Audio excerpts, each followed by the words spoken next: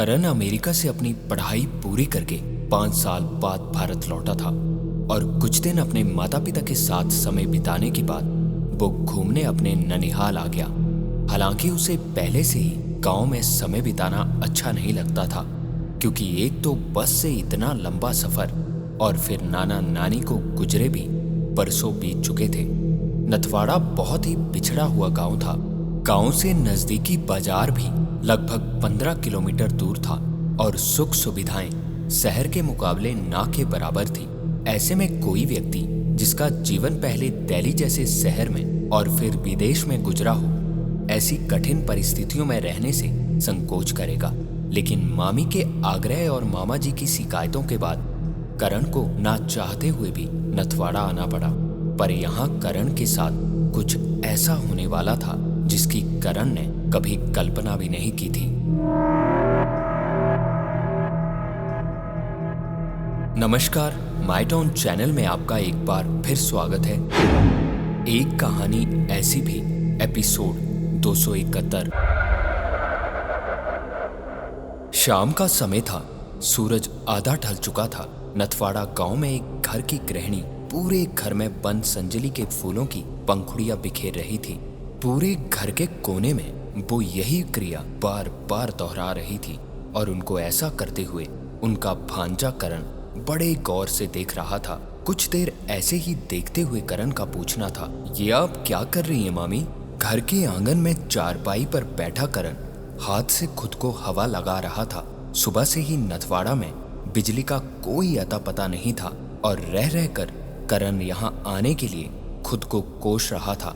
और उस पर मामी की ये विचित्र क्रियाएं कि तभी करण की मामी का कहना था, तू ये सवाल जवाब करना बंद कर, जा पहले मुझे सरसों लाकर दे, रसोई में रखी है। ये सुनते ही करण सरसों लेने किचन की तरफ चला गया और कुछ ही देर में करण ने सरसों से भरी कटोरी मामी के हाथ में थमा दी और मामी ने सरसों को घर की छत पर बिखेरना शुरू किया।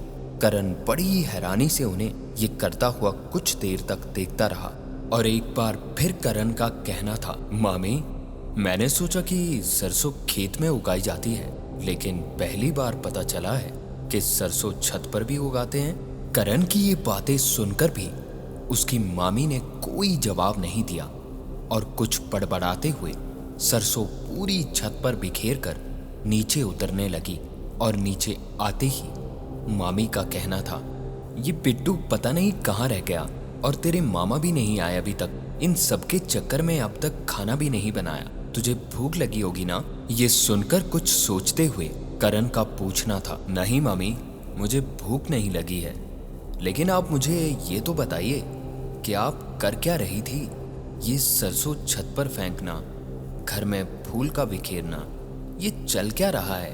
करण की ये बातें सुनकर करण की मामी थोड़ी देर चुप रही और फिर कुछ सोचते हुए बोली, कल रात हमारे गांव की चरवाही की बकरियां गायब हो गई थी और सुबह उन्हें ढूंढते हुए जब चरवाहा कब्रिस्तान पहुंचा तो वहां उसकी बकरियों की हड्डियां और लाशें पड़ी थी और पास ही एक कब्र में छेद भी था। ऐसा लग रहा था मानो रात को उस कब्र से कोई बाहर निकला था। और चरवाहे ने वापस आकर ये बात मुखिया को बताई। इसीलिए सभी गांव वाले अपने अपने घरों में बंद संजली के फूल और छतों पर सरसों डाल रहे हैं। करण अपनी मामी की कही बात को बड़े ध्यान से सुन रहा था, लेकिन उसे ये कोई भी बात बिल्कुल समझ नहीं आ रही थी कि आखिर उसकी मामी क्या बताने की कोशिश कर रही थी। तभी करण का एक बार फिर पूछना था, आपकी बातें मुझे बिल्कुल समझ नहीं आ रही हैं मामी। बकरियां चोरी, कब्र में छेद, मुखिया को बताया और गांव वाले छत पर सरसों डाल रहे हैं, क्या मतलब है इन सभी बातों का? करण की मामी ने आटा गूंथते हुए करण की तरफ देखा और फिर सोच में डूब गई कि तभी करण ने एक बार फिर पूछा, अब क्या सोच रही हो मामी? कि तभी मामी का बताना था, तुझे ये सारी बातें बता भी दूं तब भी तू यकीन नहीं करेगा। ये सुनकर करण ने थोड़ा उत्साहित होते हुए बोला, ये क्या बात हुई मामी? जब तक आप मुझे पूरी बात नहीं बताएंगी मुझे पता कैसे चलेगा कि यकीन करना है या नहीं? इस पे करण की मामी का बताना था, तू इतना समझ ले कि गांव में पिशाच आ गया है। अभी तो वो जानवरों को खा रहा है, पर जैसे जैसे उसकी भूख बढ़ती जाएगी वो इंसानों को भी नहीं बख्शेगा। जब तक उसका कोई उपाय नहीं हो जाता, ये वन संजली और सरसों ही हमारी रक्षा करेंगे। करण उनकी ये बातें सुनकर काफी देर चुप रहा और फिर ठहाके मारकर हंसने लगा। करण की मामी उसे आंखें फाड़कर देख रही थी, लेकिन करण हंसते हुए चारपाई पर बैठा रहा कि तभी करण के मामा जी भी घर में पहुंचे। करण को यूं पागलों की तरह हंसता देख वो अपनी पत्नी की तरफ प्रश्नात्मक दृष्टि से देखने लगे कि तभी मामी का बोलना था, मैंने इसे पिशाच के बारे में बताया तो दांत फाड़कर हंस रहा है। ये सुनते ही करण के मामा करण की तरफ देखते हुए चारपाई पर बैठते ही बोले, बेटा तुम्हें अपनी मामी की बात पर यकीन नहीं है तो कोई बात नहीं, लेकिन इस तरह उन पर हंसना गलत है। इस पे करण का कहना था, मामा जी मैं मामी पर नहीं हंस रहा था, बल्कि मैं तो उनकी कहानी पर हंस रहा था। इस पे करण के मामा का एक बार फिर बताना था, इस पे हंसने की कोई बात नहीं है बेटा, 12 बकरियों के आधे खाए हुए सब मिले हैं। अब ऐसा काम इंसान तो कतई नहीं कर सकता।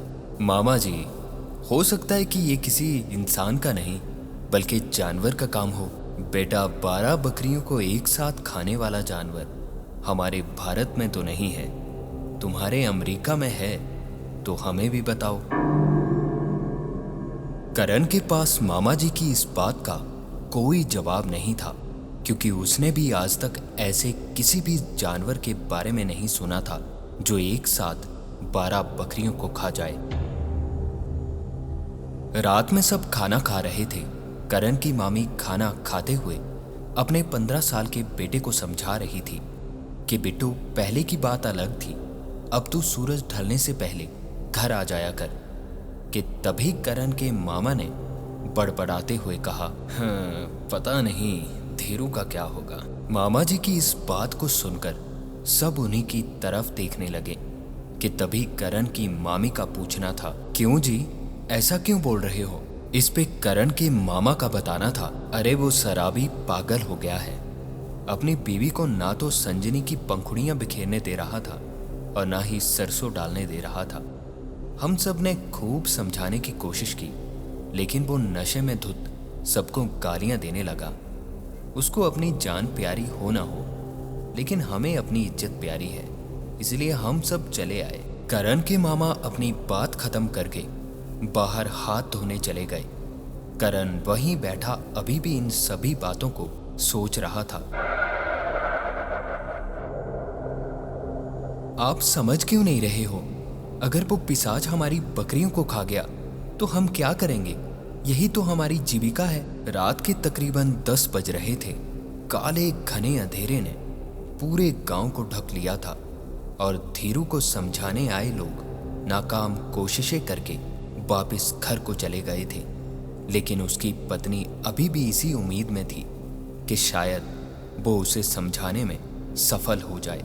शराब के नशे में धुत धीरू अपने होठों पर उंगली रखे लड़खड़ाती जुबान में अपनी पत्नी पर चिल्लाता जा रहा था, बिल्कुल चुप, बिल्कुल चुप हो जा तू, मैं यहीं बाहर सोऊंगा, देखते हैं वो पिशाच मेरा क्या बिगाड़ता है। मैं धीरू इस दुनिया का सबसे शक्तिशाली आदमी हूँ। धीरू की ऐसी बेतुकी बातें सुनकर उसकी बीवी माथा पीट रही थी और धीरू नशे में बस बोलता जा रहा था, तू इतने ताकतवर आदमी की पत्नी होकर पिशाच से डरती है? बता मुझे, बोल। जब शराब का नशा अधिक हो जाता है तो व्यक्ति भय, शर्म और संकोच सब भूल जाता है और ऐसे व्यक्ति को समझाना यानी दीवार पर सिर मारने के समान होता है। और शायद ये बात धीरू की पत्नी भी अब समझ गई थी। काफी देर समझाने के बाद बच्चों को लेकर वो अंदर चली गई और दरवाजा बंद कर लिया। धीरू बाहर बाड़े में पड़ी चारपाई पर सो गया और खुद में बड़बड़ाते हुए जल्दी ही नींद की आगोश में चला गया। अभी धीरू को सोए तकरीबन 1 घंटा ही हुआ था जब कुत्तों के रोने की और बकरियों के जोर जोर से मिमियाने की आवाज से उसकी नींद खुली।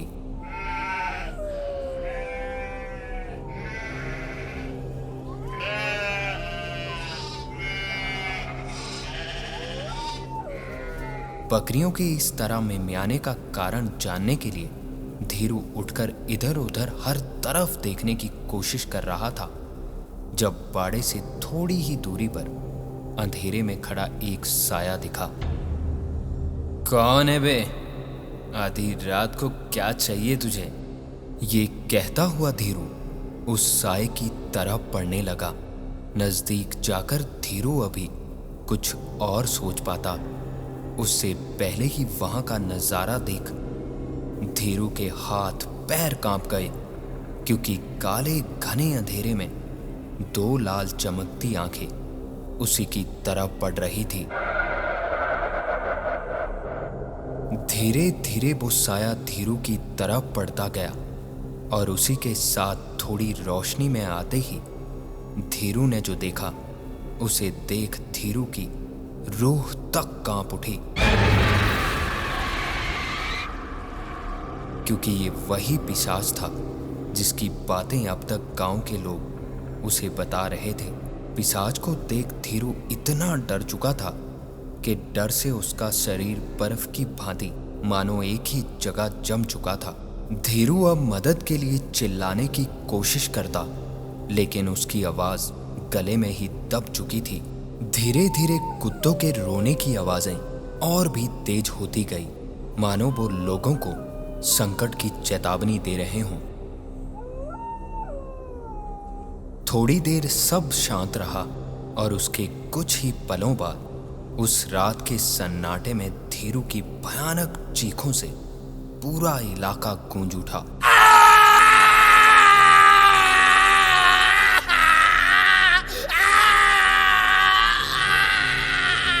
सुबह हुई। धीरू की बीवी की चिल्लाने की आवाज सुनकर लोग इकट्ठा हुए। घर के बाहर बाड़े में धीरू की लाश पड़ी थी, जिसकी खुली और क्रियाहीन आंखों में डर की झलक अब भी साफ साफ महसूस हो रही थी। धीरू की रोती हुई पत्नी को आस पड़ोस की महिलाएं संभाल रही थी और पुरुषों में यही बातें चल रही थी कि अपनी जिद के कारण ही जान गंवा दी। उन्हीं में से एक व्यक्ति का कहना था, भाई पता नहीं आदिनाथ जी कब समाधि से उठें, तब तक तो हमें अपनी सुरक्षा खुद करनी पड़ेगी। इन्हीं चर्चाओं में शाम हुई। तब तक धीरू का पूरे रीति रिवाज के साथ अंतिम संस्कार कर दिया गया और अगले ही दिन हर दिन की तरह लोग अपने अपने कामों में व्यस्त हो गए। आज करण के मामा मामी घर से बाहर किसी काम के लिए गए थे और घर में करण और बिट्टू के अलावा और कोई नहीं था। बाहर चारपाई पर बैठे वो दोनों कल की घटना पर बात कर रहे थे कि तभी करण का बोलना था, बिट्टू तुझे क्या लगता है, क्या सच में पिशाच जैसी कोई चीज होती होगी क्या? पता नहीं भैया, मैंने तो सुना है कि मेरे जन्म से पहले भी गांव में पिशाच आया था और किसी बाबा आदिनाथ ने पिशाच को वश में किया था। ये सारी बातें करण बड़े ध्यान से सुनकर कुछ सोचते हुए बोला, अच्छा सुन बिट्टू, क्या हम पता लगाएं इस बात का कि सच में कोई पिशाच है या बस कोई डराने की कोशिश कर रहा है हमें? बिट्टू करण की ये बात सुनकर बड़ी हैरानी से करण की तरफ देख रहा था। ये देखकर करण का एक बार फिर कहना था, ऐसे क्या देख रहा है तू? हम बस रात को कब्रिस्तान जाएंगे और सच का पता लगाएंगे और कुछ नहीं। ये सुनते ही थोड़ा डरते हुए बिट्टू का बताना था, नहीं नहीं भैया, आपको पता भी है आप क्या बोल रहे हो, मैं तो नहीं जाऊंगा। इस पे करण ने उसके कंधे पर हाथ रखते हुए एक बार फिर बोला, अच्छा छोड़, ये बता गांव में कोई तो होगा जो ये काम कर सकता है हमारे लिए। ऐसे ना सही, पैसों के लिए तो जरूर जोखिम उठा ही लेगा। गांव में रहने वाला धना नाम का एक व्यक्ति जो पैसों के लिए कुछ भी करने को हमेशा तैयार रहता था। बिट्टू ने जब उसे पैसों के बदले कब्रिस्तान में जाकर उस पिशाच की सच्चाई जानने की योजना के बारे में बताया तो उसे राजी होने में ज्यादा समय नहीं लगा। रात के तकरीबन 12 बज रहे थे जब धना करण का फोन हाथ में लिए कब्रिस्तान के ठीक सामने पहुंचा। फोन में कैमरा पहले से ही चल रहा था, जैसा बताकर धना को भेजा गया था। धना ने उसी तरह फोन को कब्रिस्तान के दरवाजे पर ऐसे रख दिया जिससे पूरे कब्रिस्तान में चल रही गतिविधि साफ नजर आए और खुद धना सामने ही बनी एक कब्र पर जाकर बैठ गया। डर से धना का हृदय जोर जोर से धड़क रहा था, पर पैसों का लालच व्यक्ति से कुछ भी करवा सकता है।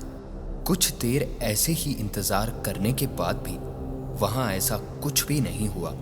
धना हर तरफ नजर दौड़ाकर देखता रहा, उसे कहीं कोई भी नजर नहीं आ रहा था। धीरे धीरे समय बीतता गया और अब नींद से धना की आंखें भारी होने लगी थी। पलकें अपने आप बंद हो रही थी और जैसे ही उसने कोशिश कर अपनी आंखें दोबारा खोली तो उसके बिल्कुल सामने वही साया खड़ा था। धना डर से एक झटके में पीछे की तरफ हुआ और कांपते हुए नजरें ऊपर उठाई ही थी तो डर से धना की चीख निकल गई। अभी धना वहां से भागने की कोशिश कर पाता, उससे पहले ही पिशाच ने किसी भूखे जानवर की तरह अपने दांत धना की गर्दन में गाड़ दिए और थोड़ी ही देर बाद धना उसी कब्र पर मृत हालत में पड़ा था।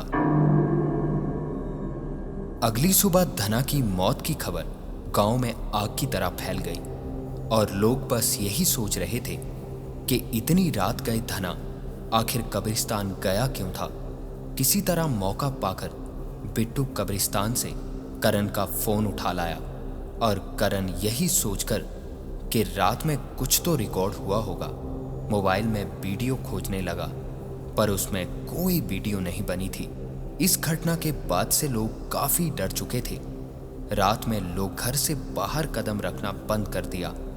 सूरज के छिपते ही लोग अपने घरों में छिप जाया करते थे।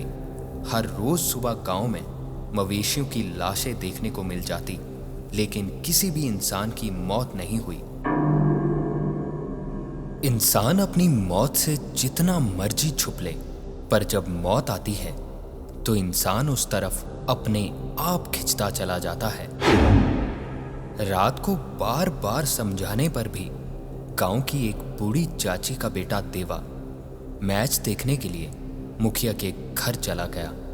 रात तकरीबन 11 बज रहे थे जब वो वापस लौट रहा था तो पिशाच के डर के कारण गांव की सारी गलियां सुनसान हो चुकी थी।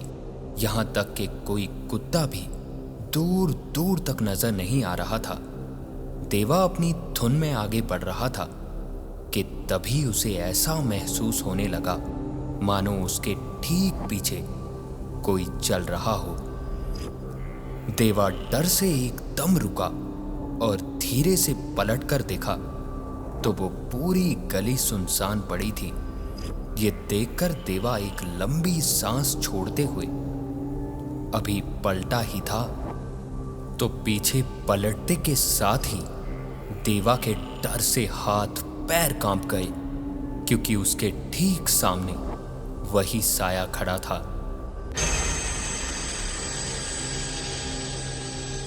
देवा घबराकर वहां से भाग पाता, पर उससे पहले ही उस साए के तेज नाखूनों वाला हाथ देवा के सीने के आर पार हो गया।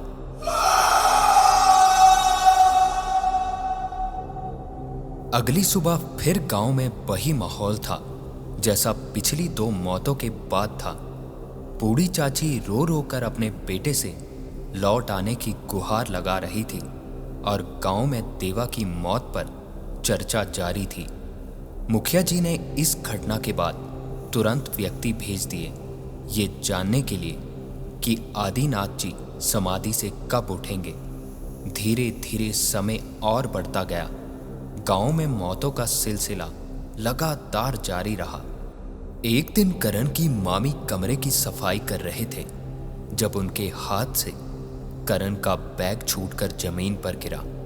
वो बैग को उठा ही रहे थे कि उनकी नजर करण की किताबों पर पड़ी, जिन पर काफी डरावने और भयानक चित्र बने थे। करण की मामी ने उन किताबों के शीर्षक की तरफ देखा तो वहां लिखा था, पिशाच कैसे बने, पिशाच तंत्र। उन किताबों के शीर्षक पढ़ने के साथ ही उनके हाथ पैर कांप उठे। करण की मामी को कुछ भी समझ नहीं आ रहा था कि आखिर इन किताबों का यहाँ होने का क्या मतलब था। किताबों को वहीं फेंककर मामी बाहर की ओर भागी। कमरे से बाहर निकलते ही सामने करण खड़ा था। अरे क्या हुआ मामी, आप ठीक तो है ना? करण को सामने खड़ा देख करण की मामी का पूरा शरीर कांप चुका था। करण को धक्का देकर मामी घर के बाहर भागी तो घर से थोड़ी ही दूरी पर करण के मामा जी घर की तरफ ही आ रहे थे और करण ये सब देखकर काफी हैरान था कि अचानक ये मामी को हुआ क्या था। मामी ने सारी बात करण के मामा को बताई, लेकिन करण के मामा को अपनी पत्नी पर बिल्कुल भरोसा नहीं हो रहा था। जब वो दोनों कमरे में पहुंचे तो करण उन्हीं किताबों को हाथ में लिए हुए ही बोला, मामी ये सब क्या है? ये कहते ही करण हाथ में थामी उन किताबों को दिखाते हुए मामा मामी की तरफ बढ़ने लगा, लेकिन दोनों पति पत्नी ने दरवाजा एक झटके में बंद कर दिया। मामा जी दरवाजा खोलिए, मामी प्लीज दरवाजा खोलो। करण जोर जोर से दरवाजा खटखटाता हुआ उन्हें दरवाजा खोलने को बोलता रहा। डरे हुए स्वर में करण की मामी ने अपने पति की तरफ देखते हुए कहा, मुखिया जी को और गांव वालों को बुला लेते हैं, हो ना हो ये करण ही पिशाच है। और ये सुनते ही करण के मामा का कहना था, ये तुम कैसी बातें कर रही हो? करण भांजा है मेरा और उसके पास ये किताबें हैं, इसका मतलब ये नहीं है कि वो पिशाच है। ये सुनते ही मामी का बताना था, तो क्या मतलब है इन सब का? अब मुझे समझ आया। पता है आपने धीरू वाली बात बताई थी, तब करण मौजूद था और उसी रात धीरू मारा गया। और फिर मैंने देवा के मैच देखने वाली बात भी उसे बताई थी और उस दिन भी करण ने कुछ नहीं कहा और चुपचाप अंदर चला गया और उसी रात देवा मारा गया।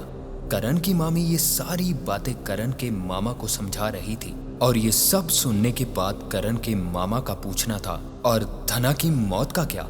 कि तभी अपने माँ बाप की ये सारी बातें सुन रहा दरवाजे पर खड़ा पिट्टू झट से बोला, भैया ने ही धना को पैसे देकर कब्रिस्तान भेजा था। करण के मामा मामी अभी कुछ और सोच पाते कि तभी गांव के लोग गुस्से में आग बबूला हुए उनके घर पहुंचे, क्योंकि उन्हें इस बात की बिल्कुल भनक नहीं थी कि दीवार के साथ लगकर वो बूढ़ी चाची उनकी सारी बातें सुन रही थी और जाकर उसने पूरे गांव में ये बात फैला दी। अब गांव के लोग करण को मारने के इरादे से करण को ढूंढने लगे। बाहर निकालो इसे, आज इस पिशाच की कहानी यहीं खत्म कर देते हैं। तभी कुछ लोग गुस्से में करण को अंदर से घसीटते हुए बाहर की ओर ले आए। अभी गुस्से में लोग कुछ और कर पाते कि तभी ठहरो। ये आवाज सुनते ही सभी लोग मुड़कर पीछे की तरफ देखने लगे तो वहां आदिनाथ जी खड़े थे। आदिनाथ जी करण की ओर बढ़े और एक कमंडल से गंगा जल हथेली में भरकर उसके चेहरे पर छिड़क दिया। थोड़ी ही देर आदिनाथ जी चुप रहे और उसके बाद पूरे यकीन के साथ बोले, ये पिशाच नहीं है। ये सुनते ही मुखिया जी ने किताबों को आदिनाथ जी को दिखाते हुए कहा, लेकिन महाराज ये किताबें इसके पास मिली हैं। आदिनाथ जी ने उन किताबों को देखकर कुछ सोचते हुए बोला, मुझे यही शक था कि इस बार मेरा सामना नर पिशाच से होगा, जो कि सच निकला। और ये सुनते ही भीड़ में से आवाज आती है, नर पिशाच? हाँ, नर पिशाच। ऐसे मनुष्य जो तांत्रिक क्रियाओं द्वारा पिशाच सिद्धि प्राप्त करते हैं, नर पिशाच कहते हैं उन्हें। मृत पिशाचों की तरह इन पर भी बन संजनी और सरसों के बीज कोई असर नहीं करते। मुखिया, इस लड़के को छोड़ दो। मुखिया ने ये सुनते ही पूछा, महाराज, अगर ये पिशाच नहीं है तो कौन है? ये पुस्तकें अगर इनके घर में मिली हैं तो इसका मतलब ये है कि नर पिशाच इसी परिवार में है। आदिनाथ जी की ये बात सुनकर लोग हैरानी से एक दूसरे की तरफ देखने लगे। मामा जी, मामी और बिट्टू भी ये सुनकर हक्के बक्के से खड़े थे। पूरा गांव उन तीनों को शक की नजरों से देख रहा था। आदिनाथ जी ने फिर से हथेली में गंगा जल लेकर उन तीनों पर छिड़क दिया, लेकिन इस पर उन तीनों ने कोई प्रतिक्रिया नहीं दी। ये क्या महाराज, इन तीनों में भी कोई पिशाच नहीं है? इस पे आदिनाथ जी का कहना था, नहीं मुखिया जी, पिशाच इनमें से ही एक है और वो हमें अपनी नियंत्रण क्षमता दिखा रहा है, लेकिन हम भी देखते हैं कि कब तक नियंत्रण कर सकता है वो। अब आदिनाथ जी ने अपने शिष्य से एक लोटा पानी लाने को कहा और उस जल में आदिनाथ जी ने गंगा जल मिलाकर उन तीनों को पीने को कहा। सबसे पहले बिट्टू ने जल पिया, पर वो सामान्य था। अब मामा जी को जल पीना था, पर कुछ देर मामा जी जल लिए चुपचाप खड़े रहे और दूसरे ही पल एक झटके में जल का लोटा दूर फेंक दिया। उसके बाद जो हुआ उसे देखकर हर किसी की रूह कांप उठी। तू मारेगा मुझे आदिनाथ, तू।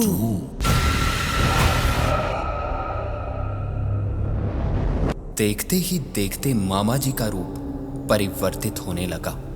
लंबे बाल, काला चेहरा, लाल खून सी आंखें और नुकीले दांत। उनका ये रूप देखकर सब डर से पीछे की तरफ हटने लगे।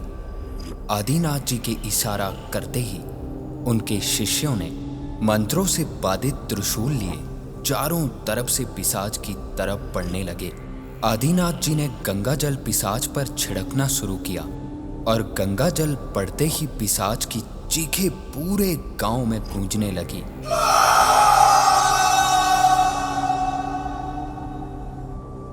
और मौका देखते ही आदित्यनाथ जी के शिष्यों ने त्रिशूल पिशाच के सीने के आर पार कर दिया। देखते ही देखते पिशाच किसी कागज की तरह जलकर हवा में गायब हो गया और उसके साथ ही गांव वालों को नर पिशाच के आतंक से राहत मिली। इसके बाद करण मामी और बिट्टू को लेकर शहर चला गया, क्योंकि वो जानता था कि अगर वो दोनों गांव में रहे तो फिर कभी सामान्य जीवन नहीं जी पाएंगे। आज इस घटना को घटे कई साल बीत चुके हैं, पर आज भी लोग रात को बाहर कदम रखने के नाम से ही डर से कांप जाते हैं। और ये थी आज की एक कहानी ऐसी भी।